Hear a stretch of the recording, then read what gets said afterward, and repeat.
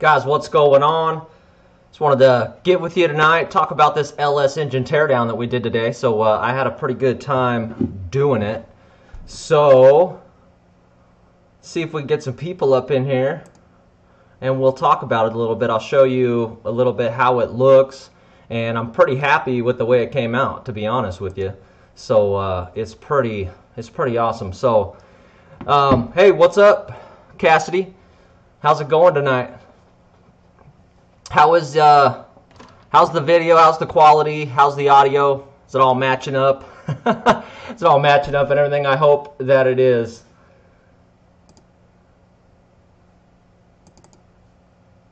I had to upgrade my laptop a little bit.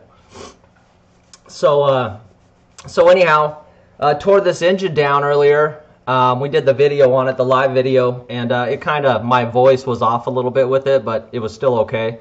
And then I decided to upgrade the laptop, so I got a different laptop. I borrowed the wife's. So anyways, yeah. So what you got going on tonight?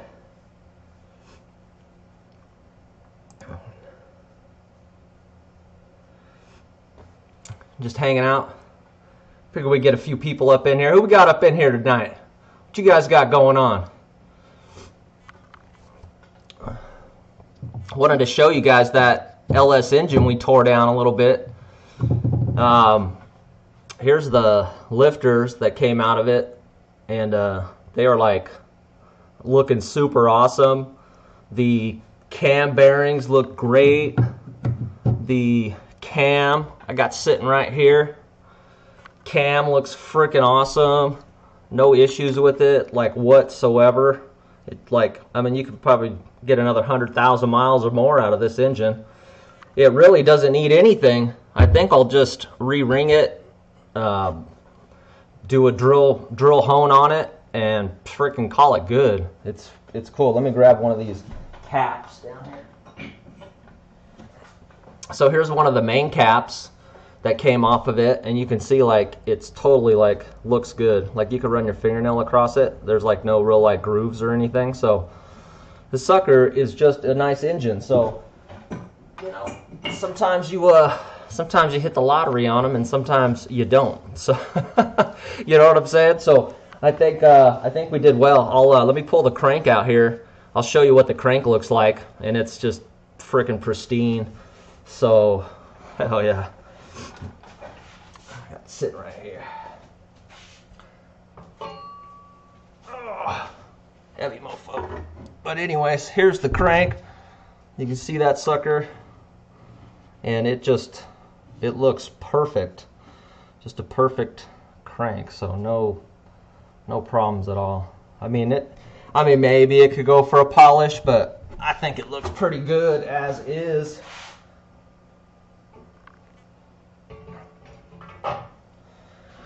It's all right. What's the next square video gonna? Oh, so as far as on the square goes, I'm going to start working on putting the harness in. So I'll do that. I got to finish also running the rear brake line back and finish on the driver's side. I got a little bit more. I basically stopped where I stopped on the video. So if you caught that video, that's basically, you know, where I'm at with it. So that's that. So what's up? What you guys got going on tonight? You guys just hanging out, kicking back? It's kind of fun doing that engine teardown today. I wish I'd have had like more stories to tell or something like that, but it was kind of cool. It was kind of fun.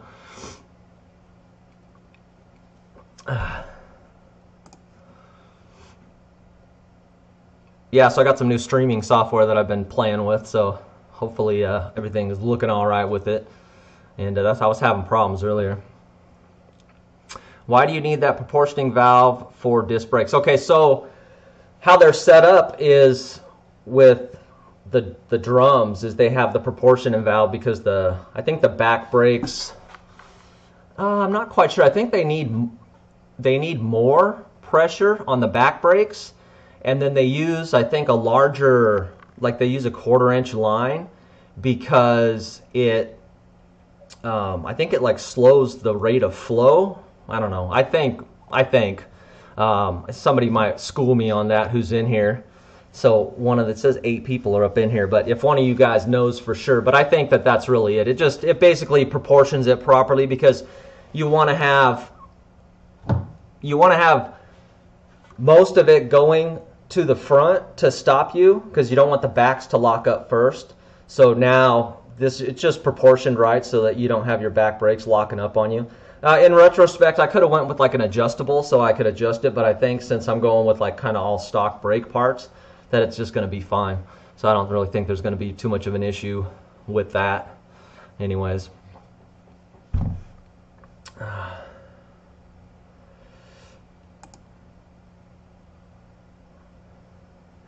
So, let me show you guys. I'll show you the pistons that came out of here. So these came up out of this LS engine that we tore apart earlier today.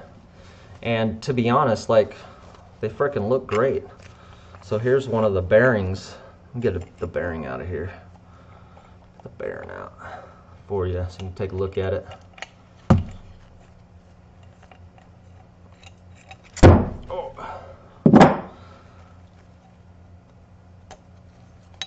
So there's the bearing, so you can see that there.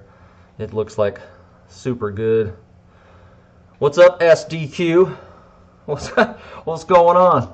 Nah, I just wanted to do a little video after the teardown, just to kind of show you guys what was going on. That way, you know, if you didn't want to sit through the whole hour video, you could just take a look at what we got. Everything looks super good with it. So, like, it's probably one of the best. It's probably one of the best LS engines that I've tore down, as far as like everything just looks proper. Like I could have probably just threw some boost at it and it would have been all good. Let's see what we got going on here. S, D, and Q, are you replacing the lines all the way back? Are you talking about on the brake system on the K20? If so, yes. Natty Gaines just got an L96 6.0 yesterday with 39,000, so I won't have to do a teardown. It's going to be awesome. I may need some help with the wiring. Are you going to be doing any wire harness videos? Well, yeah, so all right, so I actually went with a painless harness that I'm going to do for the K20. And then I've got a bunch of links and stuff to like forums where, like, I got a whole bunch of links of stuff, and so if you want Natty Gaines, you can hit me up on like Instagram. So right there, Dick's 4x4, right down, I don't know, wherever it is down on the screen, you can see that there. So if you want to send me a message through there, or actually on Facebook at Dick's 4x4, send me a message through there, and I'll kick you over those links, and it'll show you how to like tear down the whole harness and redo it all. It's not really, it's just time consuming. You know, you don't really have to do any cutting or anything.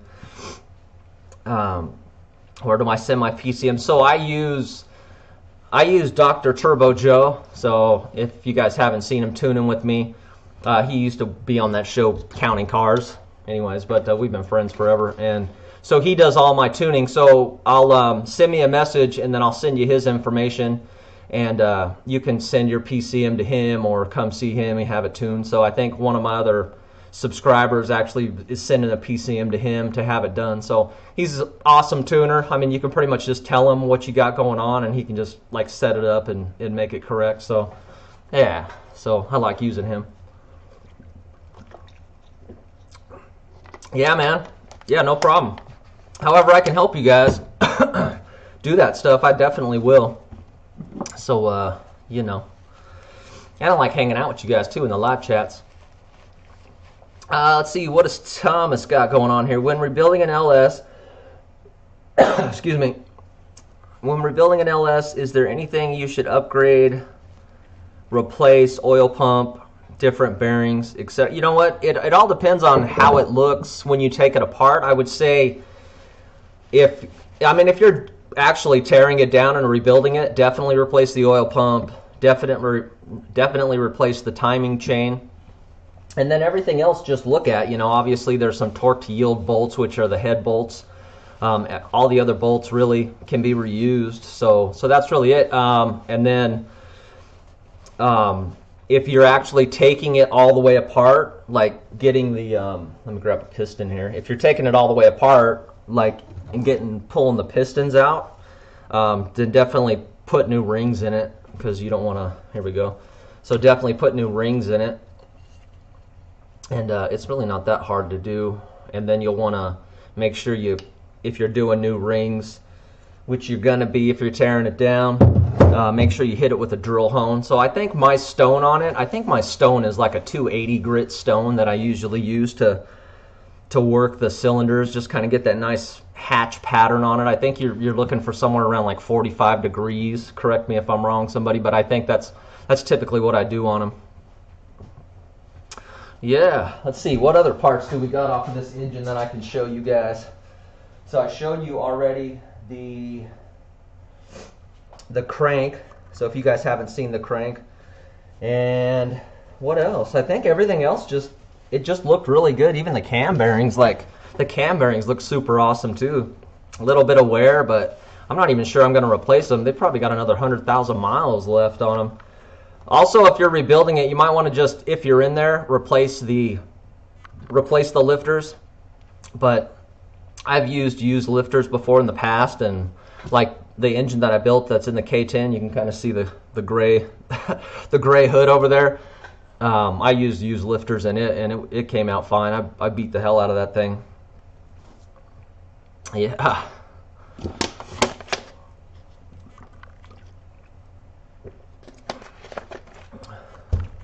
So what you guys got going on tonight? You guys all hanging out? Are you guys like back east where you're getting like frozen out? I know some people had the live engine teardown video earlier. They were saying that it was like -30 and -15, and I'm like, today I was out in like shorts and a t-shirt here in Vegas. It's been cold though, but it's better now.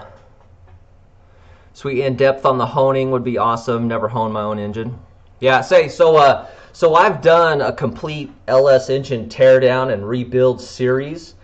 And what's up, Bill Arrow? Good to see you up in here, man.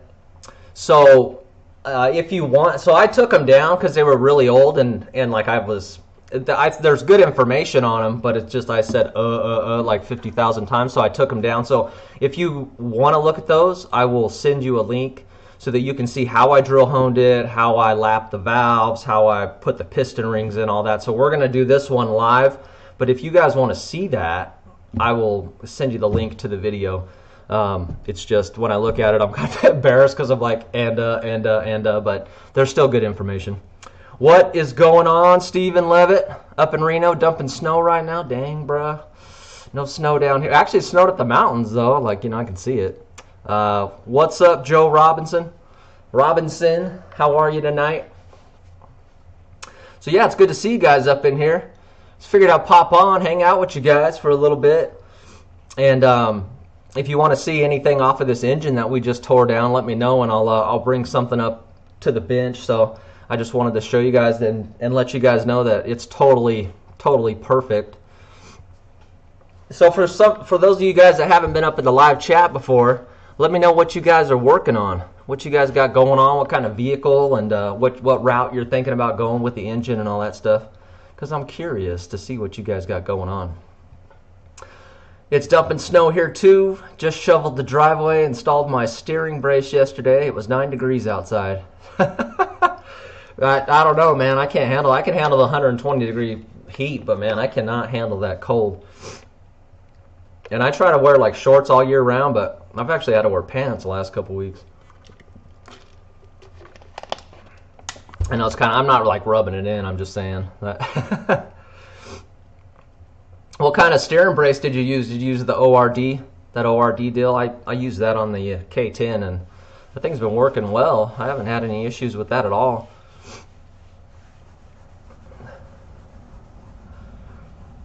And then also, guys, how's the audio? Is it all matching up with the video and everything look okay? I had to upgrade my laptop here, and I think it's working. So we'll see. How do you guys like the display? Does it look kind of cool?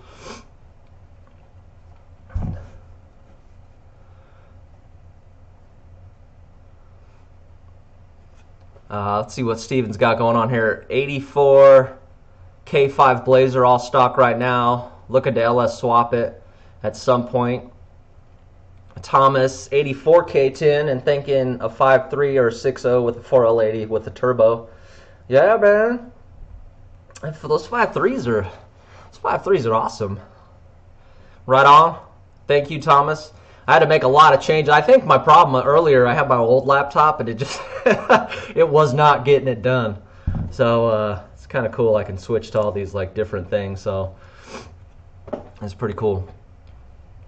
Yeah. So I think on the next live teardown, I'll set up a couple cameras on the bench, and then we'll tear the heads down. We'll pull everything out of them. We'll lap the valves, and then pretty much put it back together. We'll just make sure there's no play in the valve guides and stuff, and then we'll probably end up putting just new valve seals on, just because it's got a little age on the motor, and they're pretty inexpensive.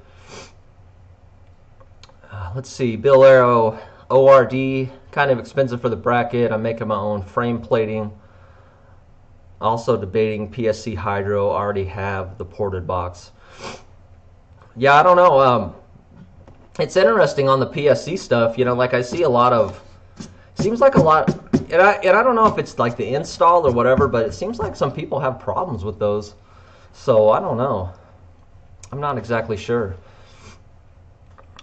But I'm definitely doing crossover on the K20. I had a regular steering on the K10, and it's awesome when just normal driving, but you get off-road and flex out, and it's just nothing happens because that freaking short drag link just, you know, it's supposed to do this, but then it goes bloop, and then nothing happens. So you got to do like an 83-point turn just to get out of whatever kind of situation you're in. What kind of frame plating are you gonna do? Are you gonna do like box the whole frame, or are you just gonna kind of like do the front of it a little bit? Let me know what you got, what you're doing. No beer tonight since I gotta get up early and go wheeling. 87, want to do 5.3 or 6 liter depending on the price, but a 74 3/4 ton axles on it so far. Right on. Yeah, you know, so that's, you know, one of the things with this is I feel like a 5.3 or even a 4.8, you're going to get like so much more performance out of it. But the 6 liters, I don't mind the 6 liters, but dude, they're so expensive, you know, like everybody I mean, you're going to probably pay at least $1,000 for one. If you can find one for less than that, then you got lucky. What's up, Daniel? How you doing, brother? Good to see you up in here. What you got? What you working on? What you got going on tonight? And then, so you guys been keeping up with the K20 build. Is there anything special you guys want to see on that sucker? I'm going to kind of keep going with my videos in order, but I just don't want to leave anything out. Try to get you guys the most information that I can with it.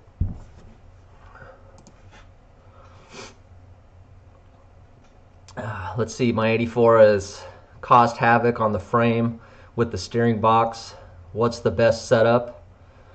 They have, who makes that? I think ORD, is it ORD? Bill, you probably know, but I think ORD sells that like frame, like that new, it's like a weld-on frame. It's like conformed to the frame, and then you can like weld that all on. I would cut what you got out, weld it up, put that on, and then maybe box that area, and then definitely do some kind of support on it, because those once those things start breaking up, it kind of sucks. What's Bill got going on? I'm going to make a plate that supports the outside of the box back to the engine mount. I'm going to get PSC just to keep all the components the same brand. I'm only running 35s with the Dana 6. Yeah, man. Definitely. I think I'm going to go full hydro on the K10 since I'm going to be towing it anyways. Yeah, I'd say whatever one has the plate the cheapest there. Thomas, just get that. Have somebody good at welding, or I mean, if you might weld, I don't know, but just have them burn that on for you, and then you know, If you think it's like really bad, maybe you could like box it in a little bit. But I think if you just fixed it with that plate and then just got the ORD, what do they call that? Just like the ORD, like the triangulation bracket that comes off of it, and you'd be good to go. Like I said, I have that ORD on the K10, and no problems at all. Running 37s, 35s for a long time, and 37s, and I willed the crap out of it, and no problems. So Daniel, let's see, Jeep CJ7, swap at a 5.3. Love the channel. Keep it. Hey, thanks, man. I appreciate you watching. So always striving to make them better videos for you. I switched up the music, so hopefully hopefully you guys like the music on the new videos. So hell yeah.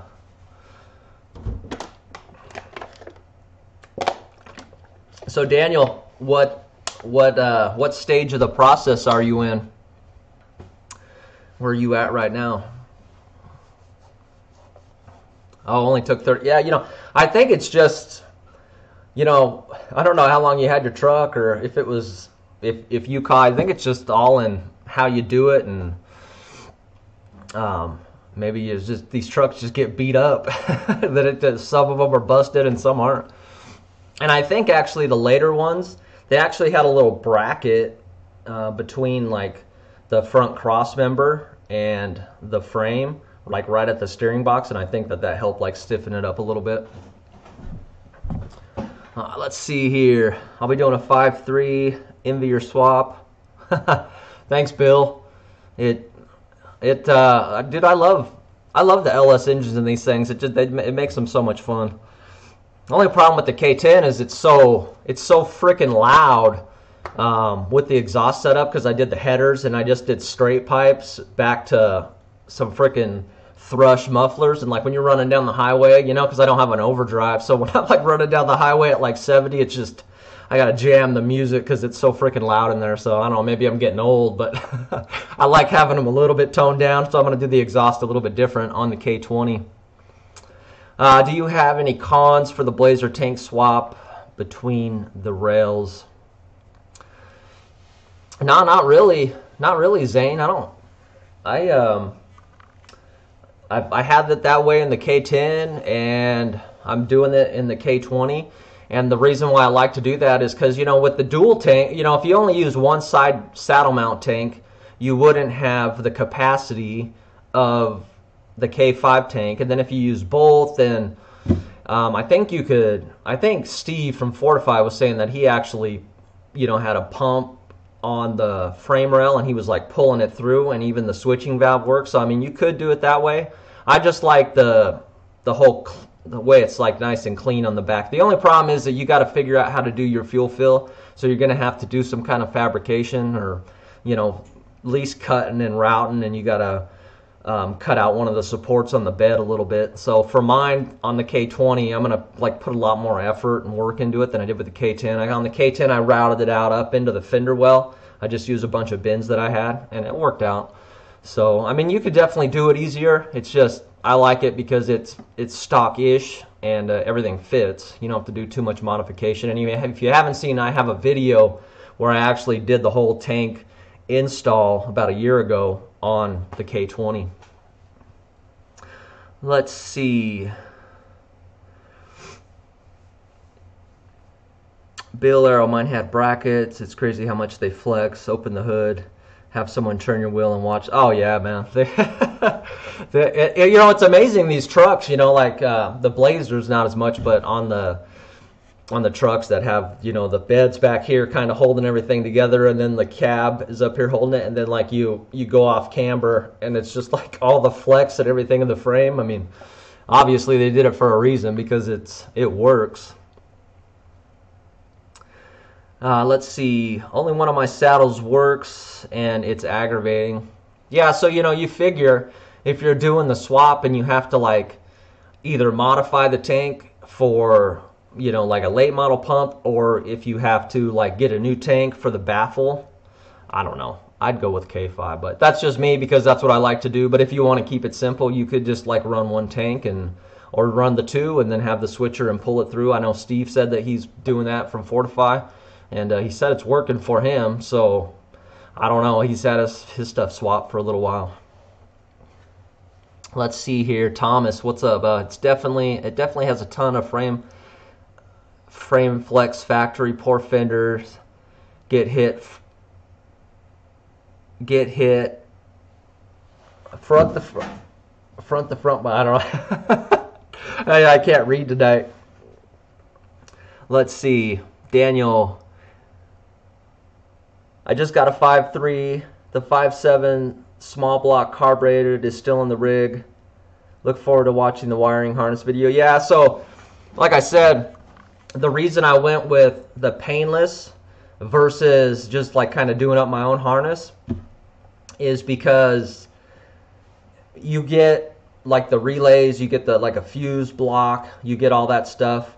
And I priced a new harness at the Chevy dealer, and it's almost just as much as getting the painless one that's like already done up. So it's set up for a truck setup like this, just like a truck, but it's set up to use the drive-by cable operated throttle body instead of the drive-by wire junker. So, but I think you can get it in different configurations, and once you put it in, everything should just snap in right away. I think the only problem that I'm going to have on mine is the way it's ran is it has the intake air temp separate from the mass airflow. And so on this one, the mass airflow I have, it has the intake air temp in there. And I think it's just a matter of just making a harness, and it should be good to go.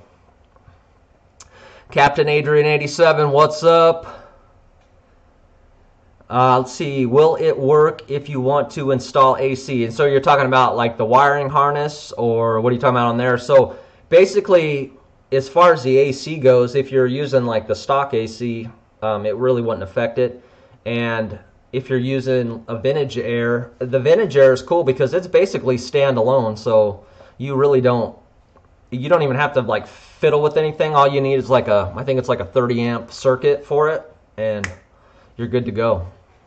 And yeah, it's just like a couple wires and bang. I mean, it's a little bit of work, but yeah, so I'm not going to have any issues with the AC. Everything's going to be fine. The harness I'm using is just all for the engine harness. It doesn't really affect anything inside. Yeah, original AC, it'll be fine. It won't affect anything. You might have to just like adjust your tuning a little bit. When I had the auto and the K10, so the K10, like if you guys aren't up on that, it's got a 5.3 with a vintage air system in it. And when I had the manual, sometimes when it was cold, like when the engine was cold and I'd come to a stop, sometimes it would die out. But once it warmed up, everything was cool with it. When I had the auto in, like it never died, even like with the AC on or off, like the engine just kind of adjusts for the load. And I never had like one issue with it, really. So yeah, but if you have any other questions about the AC or anything else, just let me know.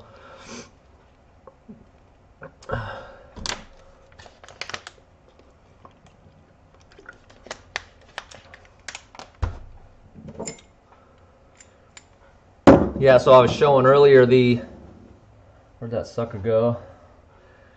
Just the bearings of that engine, and like how I can't believe like how nice this engine was inside. Like I really could have just left it alone and threw some boost at it and it would probably been fine, but we might as well just go all the way now that we have it, have it done. Yep, right on, Captain Adrian, you got it. So Captain Adrian, what do you got, what kind of vehicle you got? What are you working with, and what are you doing with it? What's the status of your build? Let me know. Yeah, right, Thomas? Yeah, dude, it's freaking, look at that cam, man. Hopefully, dude, I got a new webcam for you guys. I was streaming on my phone last week, like a couple weekends. I'm like, I gotta freaking level up my game here. But anyways, there's the cam, dude. I mean, like, everything looks freaking awesome. Like, no issues.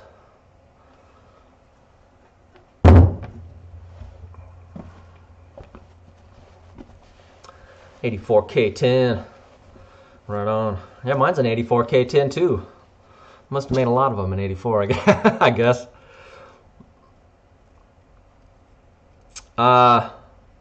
2 new babies. So the truck is sitting on the back. Dude.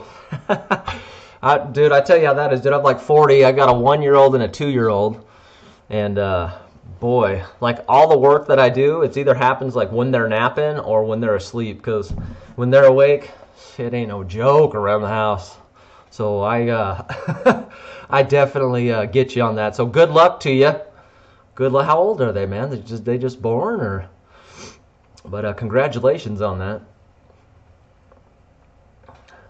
Yeah. For those of you guys who have kids, like I do, like I spent most of my life without kids. I never had brothers or sisters, and like now that I got these kids, it's like holy moly, baby, it is crazy, but it's a lot of fun. So that's one of the reasons I'm going wheeling tomorrow, is because my boy hasn't been out for a while, and so he likes to take his little cars and stuff out there and play around. So I figure we go out and do something like that. He likes wheeling. 1 year and 1 year and 6 months. Dang, it's crazy. You're a busy man, I'll tell you that. I know I'm busy, boy. When these kids are awake, it's just like it is non-stop action, non-stop.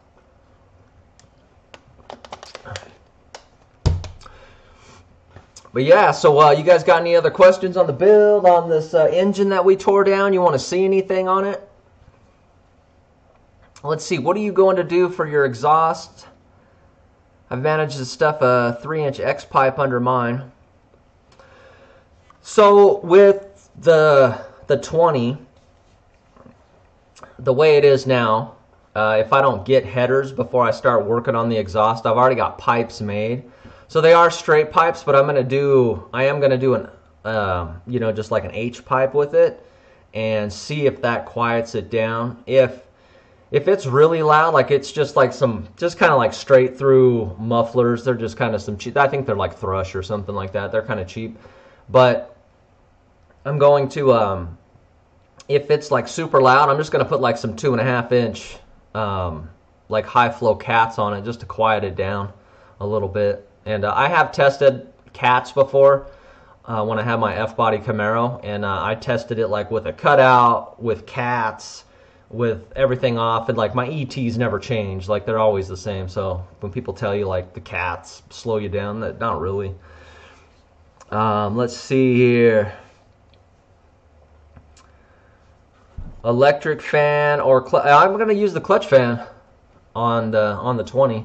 So I got the fan. If you didn't see that video, I got the fan out of the wrecking yard. It's off of like I think like a I don't know, somewhere in the like late 90s Ford Expedition, and it fits like perfectly in the stock shroud. It's a little bit bigger than, excuse me, like the LS fan, and I think it's going to work just fine. And it actually, the cool thing about it is that on the clutch, it actually has like a longer, I wish I had that off, I'd show you, but it actually has a longer like snout on it where it connects to the front of the water pump, so it actually sticks almost all the way into the shroud. So I think it's going to give me good cooling, because I know on the LS fans it's short, and so sometimes you have to run like a spacer to get the fan to sink into the shroud, but I don't think I'm going to have that issue with this thing. So Bill, are you hanging out in the garage or are you inside tonight? On the K20, the one that's right behind me, it's just a 10 bolt 8 lug, and these are actually the axles that are in it now. If you guys watched other videos of the K10, these are the axles that I had in the K10 that I took out of this truck, and then now they're back in this truck. They both have mini spools in them now, and I just got to figure out what I'm doing, and they're just 411 gears. And I think that's going to be fine for this engine. So the engine that's in here, if you guys don't know that much about it, it is a 5.3 that I had bored out, and I bought LS1 pistons, and then I had the machine shop balance those, and then assembled it. And so I think it's going to be a hot engine when I'm done. I can't wait to get it going, because I think it's going to have plenty of power, and it's just got a stock cam in it. It's going to be good. Let's see, what's Bill got? In the garage, working on a fork swap on my XR 650. Right on, man. Right on. Bill, where you're at, is it like super cold out there? I think you might have said that earlier, if it was like way cold outside. You're probably just freaking firing up your big heater or something. Captain Adrian, I got a 14 bolt full floater, a Dana 44, but no time to do the swap. It's alright, you'll find some time. Got 2+ weeks of expected snow. That sucks, dude. Yeah, you know, Thomas, I really like the MagnaFlow mufflers. I had one on my 99 Z28 Camaro, and I really liked the sound. Like, it was quiet, but when you got on it, man, it sounded like just really good, really super smooth and nice. So I definitely like the MagnaFlows. That's why I live in California, no snow. It's expensive in Cali, though, you know. That's why I live here, no state tax. But I have lived in Cali, and I liked it. I love the weather out there on the coast. It's always like Central Coast area. Dang, Billy, sound like you're near my, let's see, what does Thomas say? Sound like you're near my neck of the woods, Northeast Oregon. 2 feet and accumulating right now. Poof, dang. I want a pair of 5, let's see, Biller, I want a pair of 5.3 to my 465 just because the trans is brand new. Yeah, I mean, it's a good combo as long as you get all your linkage and stuff. And I think we talked before about your setup. Were you gonna do like the manual, or are you gonna go with like a hydraulic setup? Yeah, Captain Adrian, ticket for everything. It's funny, like I see those memes where it's like it shows the dude in jail, and it's like, why are you in here? And it's like freaking no cat, no muffler, or something like that.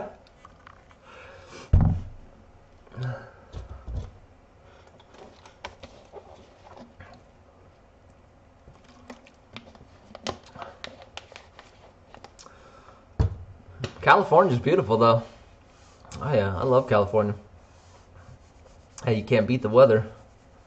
I don't know. I don't mind the 110, though.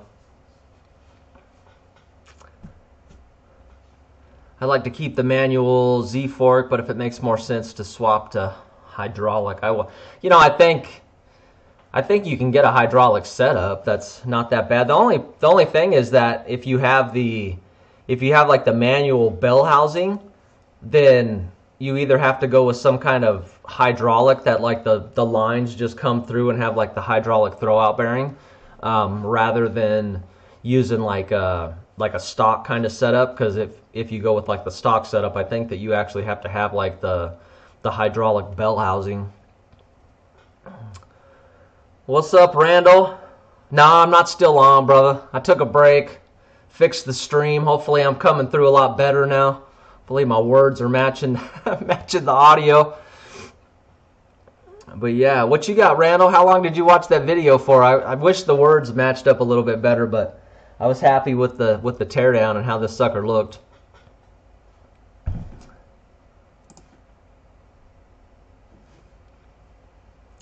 Big Bill Delta, what's up? Tell me about the steering upgrade you're planning. Let's see here. So I don't really know yet. So I think on the 20 I'm not going to do any like hydro assist or anything. I'm just going to, I got a knuckle from one of my subscribers, sent it my way. And but the only problem with the knuckle is that it's tapered on the opposite side, so I'm going to have to, you know, I don't know how I'm going to have to figure that out. So I think there's a sleeve that you can actually put into it, and then I'm just going to have to like taper the one side so that my tie rod can work, and then basically just set it up with a 2-wheel drive steering box, and then I'll just end up making making a drag link for it. But I do have to get the arm for the passenger side, and so if I had it out here, I'd actually show you the knuckle. Let's see. Had to go eat and play some GTA 5. Right on. Let's see. I wonder if I got that knuckle out here. You guys want to hang out for a second? I'll go grab that knuckle and show you what it looks like. Give me 1 second.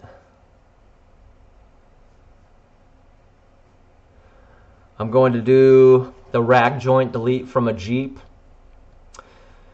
Yeah, I don't know. I haven't really had any problems with with the rack joint, but I think I'm gonna do an X. Was it an XJ? No, XJ? YJ? No, XJ.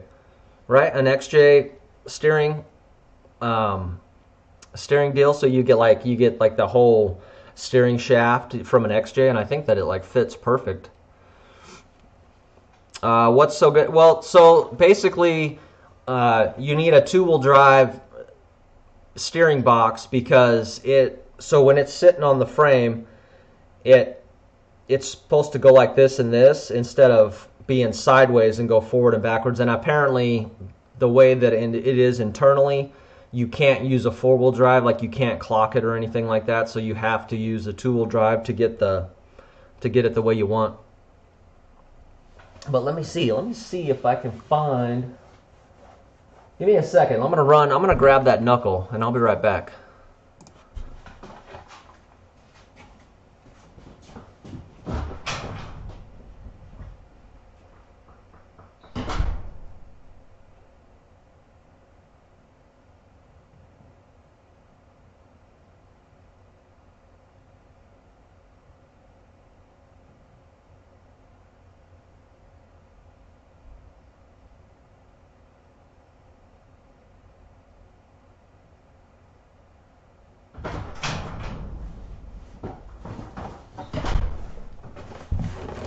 So that's probably exactly what I should do, is make sure I leave the stream. But anyways, okay, this is how it showed up. So I'm glad that I'm glad that I got it in like kind of one piece, but I don't think anything is really gonna hurt it. Let me get a blade and we'll open it up here. Blade somewhere around here, I think.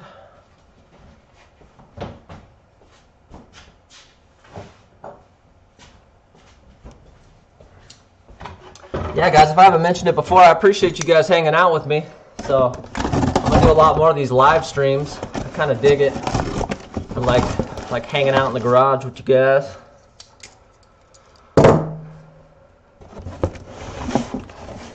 Let's see. All right, so here's the knuckle. I think it came with some spiders or something. And let's clean it up here. Let me put it down a little bit. You can see what I'm doing. Let's see here. All right, so clean this sucker up. All right, so this is the guy. It actually sits like this. So this sits down on the driver's side. It actually replaces the driver's side knuckle because the driver's side knuckle has that funky stuff for all the push-pull steering. And then I'm going to get back to your comments in just a second and read them, but give me one sec here. So this one here, it's got new ball joints in it, so I think I'm good. And then you just basically run an arm off of here, hook to your drag. Well, actually, the drag link hooks here. So it goes for, well, actually, hold on. Let's see.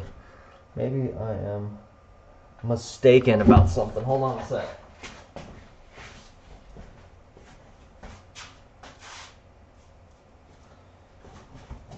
Yeah, my bad. I made a mistake. So this actually goes on the passenger side. Sorry. And it gives you the area so that you can mount your arm off of it, and then it'll have like a couple holes in it so you can mount your drag link, so then it makes your drag link long. And you guys probably know all this, but anyway, so here's the knuckle, and I think this is stripped out, so I'm gonna have to clean it up and Healy coil it or just drill it out and tap it a little bit bigger. And yeah, but the taper on this one is on the top, and I need the taper to be on the bottom, so I'm gonna probably sleeve it and tap it out. So that is that. I just figured I'd show you so you can see what's up. All right, let's see what we got going on here. I had the funds to get a PSC tool drive box. Redhead makes a good one too, right on. I don't know, I might just run a stock one. What do you think, Bill? You think I should go aftermarket, or you think I should just get a stocker? Randall, I still have the K10, so you see it right there? You see it? It's kind of like, all right, let me turn the camera. It's like a glorified freaking like table right now. So it's sitting over there. It actually, like, I could go over there and start it up right now. Everything will run with it. It's just, I took the axles out of it because I'm gonna redo it the way that I want to, so that it can be like a, you know, a cool crawler. Let's see here. Let's see. Let me get caught up. Let me get caught up on this sucker here. See what we got.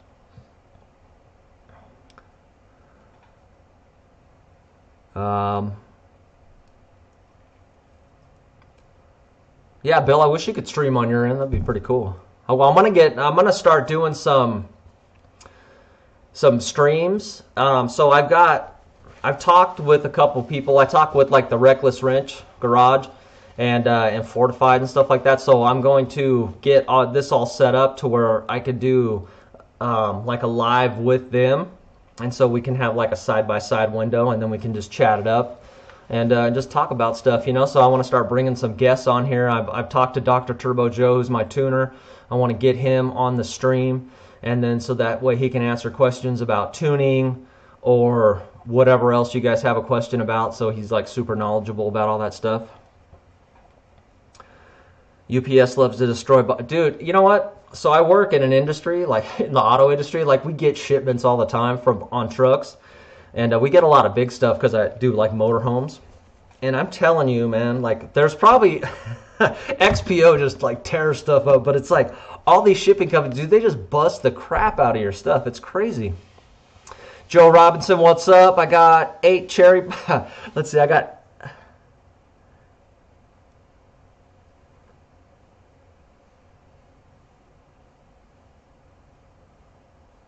Do you say you got 8 cherry bombs on my ADC 2500?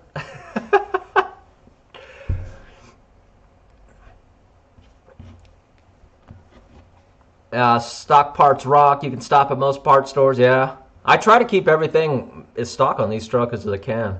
You know, but if it makes sense to go aftermarket, you know, sometimes you got to do that. All right, Bill, let's see. What do you got here, Bill? I went PSC only because I read about two-wheel drive reman boxes had more issues. Yeah, you know, yeah, so that's kind of what I'm worried about too. You know, maybe if I could find a good two-wheel drive one out of the wrecking yard. I mean, but then you don't know. I mean, is it a reman? Is it new? You know, like you never know. Let's see here.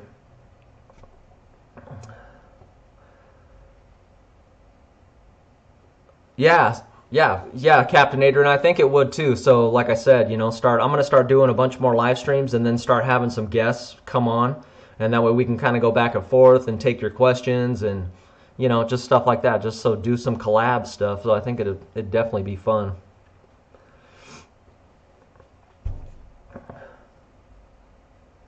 Oh, how much did they want? How much did they want for a box, man? Like, God, I wouldn't pay no more than like 25, 30 bucks for one out of the wrecking yard. That would suck.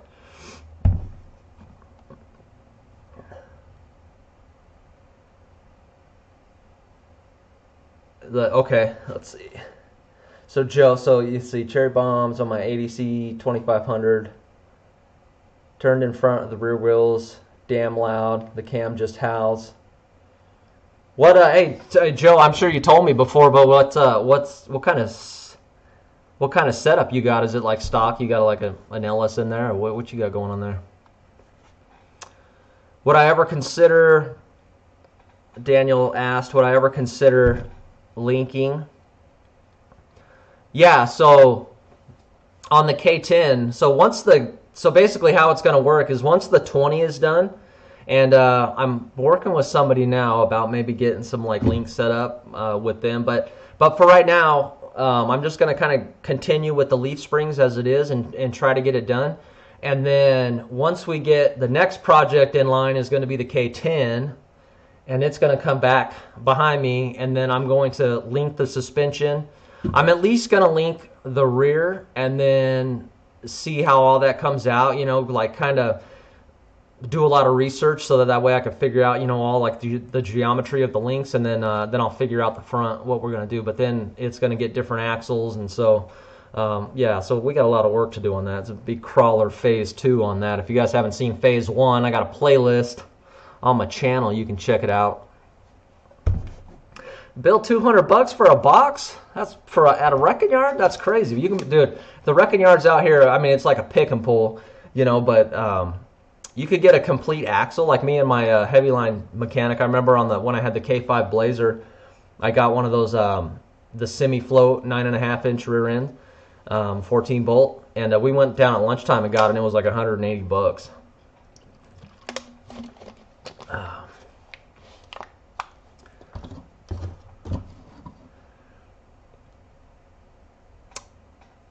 Oh yeah, so Captain Adrian, so there wasn't a lot of he didn't talk about a lot of the tuning, but I have a video where he rode with me in the K20 or in the K10, and he actually did some tuning on it. So me and him, we were just riding around talking trash, and he was tuning it and stuff. So if you want, you can check out that video. It's in the K10 playlist. Let's see, I'm trying to catch up on the chat here. Round of Wyatt, finally bought an old 86 C20, right on. Joe Robinson, 427 small block, right on, man. How's that thing, man? Is that thing a freaking torque monster?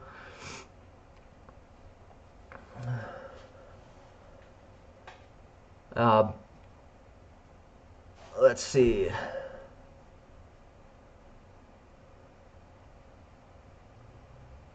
Oh, okay. So Bill is saying he depends on his truck for work, so he can't afford to use the China stuff. Yeah, that's crazy. You know, so some of those remans, you really never know on them, what you're getting.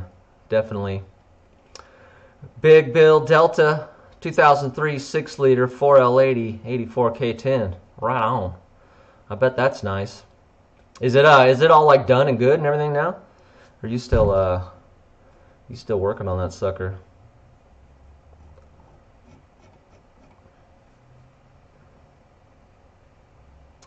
No, I'm just gonna run a single shock. I'm either gonna run the single longer shock that would be in the 4-shock setup, or I'm just gonna build a taller shock mount and run just a more up and down, just a single, just a monoshock on it.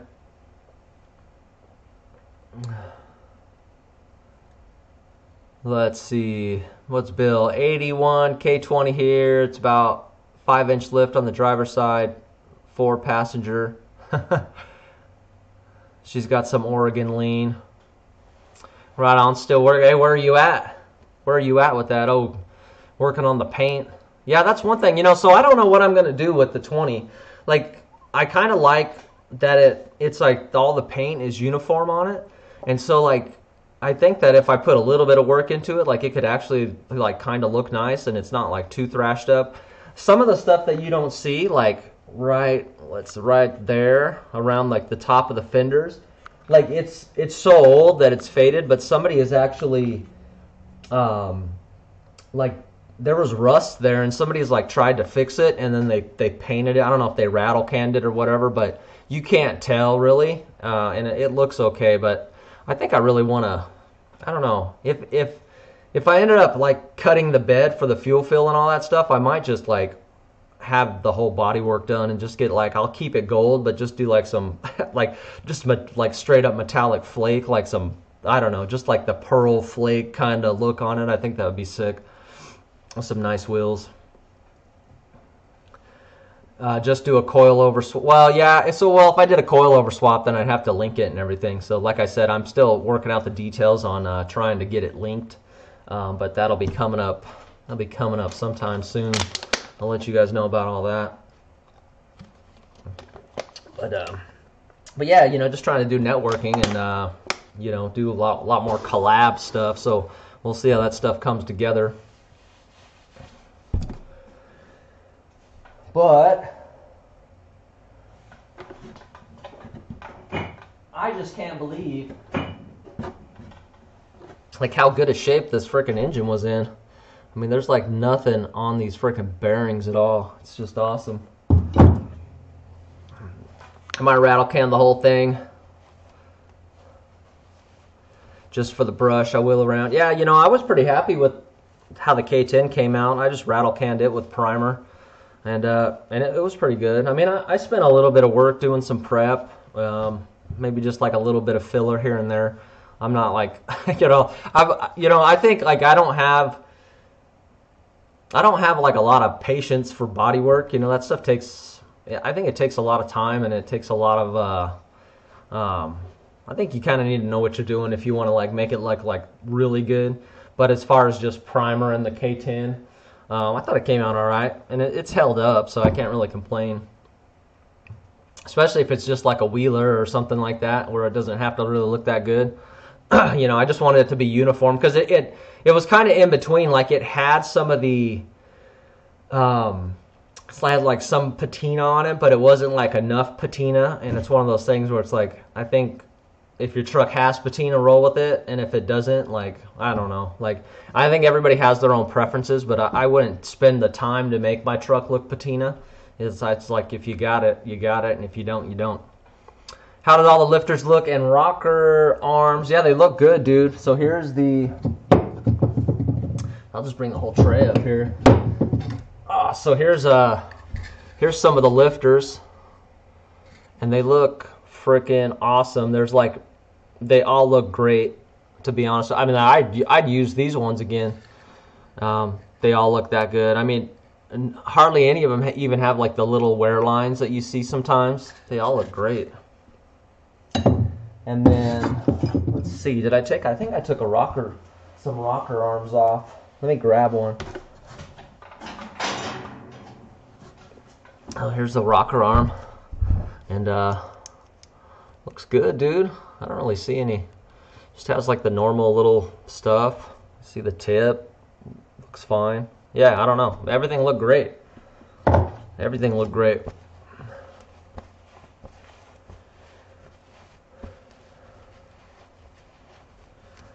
Yeah, Zane, it's it's crazy. And I know that I remember talking before with somebody, and they were saying like these square body trucks go for, if they're in decent shape without rust, they go for a lot of money out east.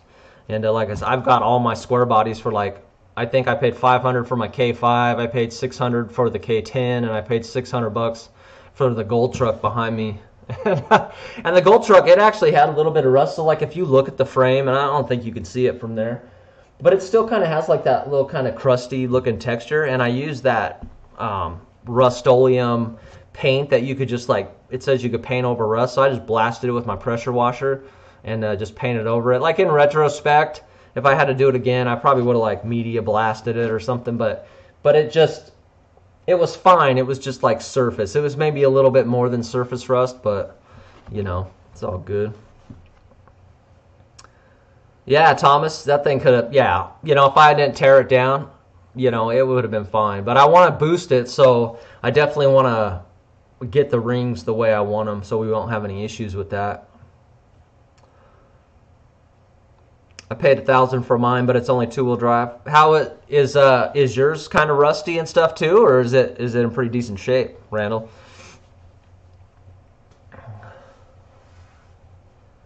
I gave more for my box than I gave for my truck. Crazy, isn't it? And then also, I was talking on the last week's live stream. So this engine, we're going to go the whole boost route and do a turbo, and I was thinking about what I should get to put this in, another project, so I definitely want to keep it like a square body, or at least a Chevy truck. And then I was talking about maybe doing something that maybe like an all-wheel drive kind of setup or something like that. Like, if I could find a K5 for cheap, I would pick it up and do like a bagged out K5. I don't know, how would that go over with you guys? Would you like to see something like that, or do we got to stay 4-wheel drive? I don't know, but I would love to do like just a bagged out C10 or a bagged out K10. I love the look of that. Let's see here. Pretty clean for an Iowa truck, right on. Zane Phillips, I gave $2,800 for mine. It has rust, nothing extreme. Had to replace the flywheel and the front drive shaft. Was in the bed. U-joints were toast, nice. That's kind of like how this one was. Like the drive shaft was kind of busted. It was missing, if you never saw the first video on it, it was missing like the heads. It had like a 305 in it, and I think it originally on the sticker it said that it came with a 350. So yeah, but it was like pretty clean inside for the most part. I think it was pretty good for 600 bucks. Am I shooting for a boost number or horsepower? I don't know. Like so what I might do is put it on the engine dyno. I don't know, but I might just put it in and then just go dyno it. But I don't know. I'm hoping for like, I think realistically out of a 5.3 like a driver, I don't know, man. I think we could probably get, I don't like this is like being realistic at the wheels. Like I think like we could legit get like right at the 600 mark. You know, like I know everybody thinks like 1,000 and push it and stuff like that, but I think if it was set up right and to be like a nice daily driver with a turbo, like I think we could achieve like 600 bucks or 600 bucks, 600 horsepower, 600 per. No, definitely not. So the K20, at the very beginning it was going that way, and then now it's just going to be, I want to be able to cruise this truck back and forth to work and haul and tow stuff with it. And actually, what I've been thinking about doing is once we get it all together, I might kind of set it up a little bit for overlanding, because my boy, he's going to like, once I get this truck done, he's going to be at that point where we can start going out and doing some camping. So I might kind of set up the bed area, maybe put a camper shell on it, and use it like more for like overlanding, stuff like that. So that's kind of why like I want to get the suspension a little better, because you guys know these leaf spring trucks, you just get beat up. What do you think? What do you think realistically on a 5.3 for boost? What do you think would be like a realistic number, or what would you shoot for? As long as it had mop steel rims and no chrome.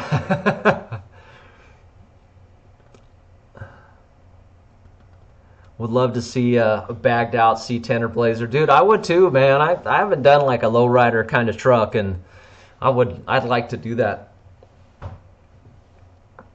Let's see, what do we got going on? What is Zane saying? I still haven't replaced it, LOL. I'm not sure on the direction on motor and trans, so I don't want to sink money into it until I figure out. Yeah, it's probably a good idea. Mine's Bill says, Big Bill Delta. Mine sucks on the roads, on ice roads. I don't like driving it.